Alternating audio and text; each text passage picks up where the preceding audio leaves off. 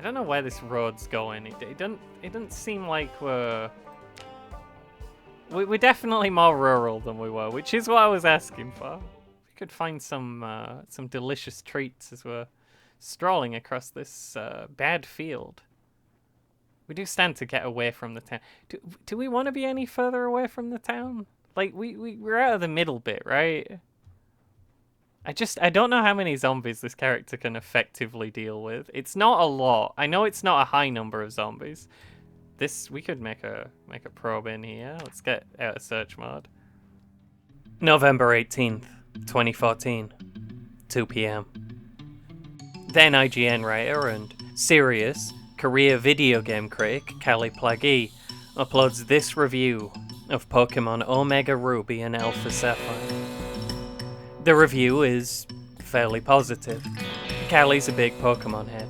However, she was critical of some of the more tedious aspects of Generation 3 Pokemon that were not addressed in the updated version. And the games scored only a 7.8. That is relatively low, considering that it's well known an IGN 7 out of 10 can be translated directly to an actual 5 out of 10. This was low enough at least that it made some of the freaks check in, where it was quickly found out that, in her post-review summary, Callie had made the grave mistake of trying to make a joke.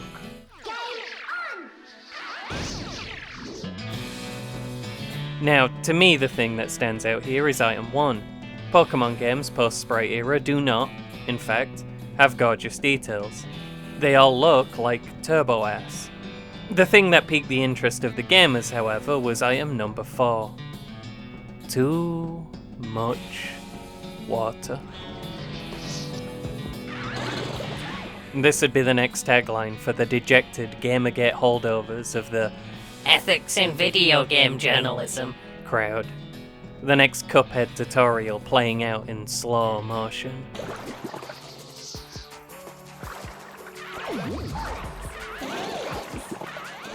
To this day, too much water is the common example cited for video game reviewers not knowing what they're talking about. People still recite the hallowed words 10 years on, likely because there haven't been a whole lot of new ones since all the major gaming outlets became AI slop farms. And people still upload inexplicable YouTube video essays explaining this one joke in slow, friendly terms that even the gamers, who have the same IQ as water, might understand. Out of all the trainers in Hoenn, 23.5% have at least one every Pokemon trainer battle from Pokemon Ruby, Sapphire. The obvious crux of the matter being that, while the lady tried to be funny about it, there is too much water in Gen 3. Half of the map is water.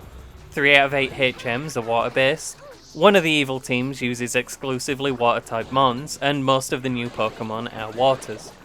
In the review, she talks both about how boring surfing gets and also how jacked her Pikachu became from blowing up all these fucking fish, as evidence of this abundance.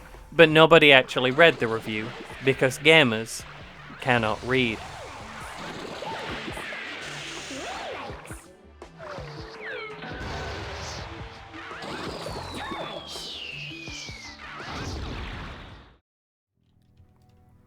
Now, in my experience, if I put on sneak mode, the zombies spot me more, and if I don't put on sneak mode, the zombies only spot my allies. So I normally put on sneak mode to do stuff like this. It's not working. It just isn't interested. But it does seem like he's fairly isolated. We're going in for the kill here, folks. They're not wearing shoes. They are wearing trousers, which, you know, the one up on us. It's a tough apocalypse. Is there any trousers left on those trousers? This is like a... Yeah, farmhouses. That's what we're after. That's what I'm talking about, baby. They are still very bad houses, probably without curtains. The curtain situation's really a deal breaker. We like to see a good curtain. Fuck. So, full disclosure here, the research aspect of my script writing is done entirely through the medium of typing the thing I'm thinking about and then Reddit into Google. You get nothing otherwise, Google sucks now. Which is how I know people are still actively discussing the too much water statement. And also, still trying to defend the idiotic backlash against it. We're never opening a window, are we? We have no strength. It's like a small defenseless animal breathing on that window. It's never gonna do it.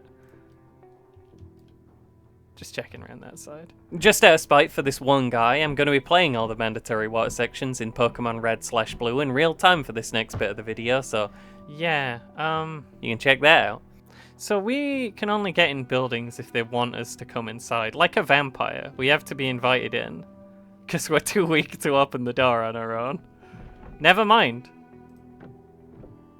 None of that particularly matters anyway though, because I am not a video game critic. I am a moron. I just happen to have a British accent. Often when I say I don't like stuff, I think people take it a bit too seriously and don't seem to understand, despite the overwhelming evidence, that this is just sort of my default position on things. Sometimes I dislike things in profound ways that make me reevaluate my position in life, but that too ain't uncommon. A video game critic would be able to calmly and solemnly weigh the pros and cons of a particular item of media, taking in all the factors like sounds, graphicals, is there gameplay, how much humidity, and come to some measurement of overall quality. Not to say that all review isn't opinion, just to mention that some opinions are approached more holistically and with a greater degree of overall familiarity than others. I'm a depressed millennial who used to consider themselves a poet, so if you're asking for my opinion on life, the world, or video games, it's probably going to be an overall negative one with some flowery prose for spice. Also, I'm not a gamer anymore, I quit.